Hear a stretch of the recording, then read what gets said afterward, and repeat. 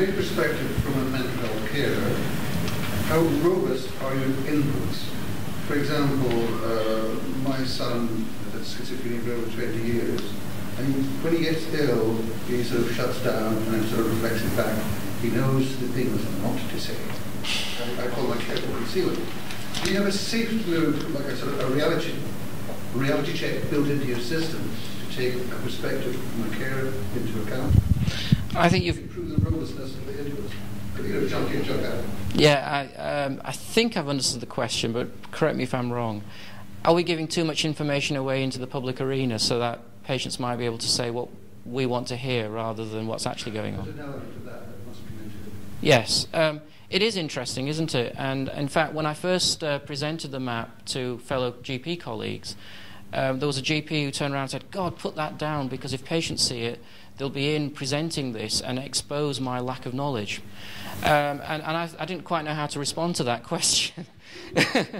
Of course, we now live in the information age and Google, and there is nothing stopping anybody from Google searching and finding all sorts. And in fact, my own experience as a GP over the last 10 years is patients come in with the Daily Mail, things that they've read, snippets, magazines, things that they've read on television.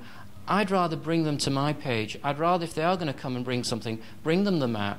The amount of knowledge and the explosion of knowledge. I mean, there's about 5,000 papers a week that come out that could impact on my job as a GP. I can't possibly keep completely up to date with it.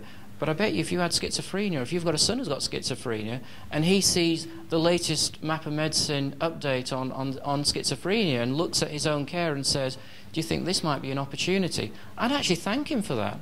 That doesn't take away my responsibility, and this is back to the GMC type stuff, that says, well, yeah, the patient is saying what they're saying, but I'm the doctor. I've still got to confirm that what I'm seeing does fit in with the bigger picture. So there's nothing, you know, and there is a clinical, a very important clinical role there. It's not about patients playing doctor.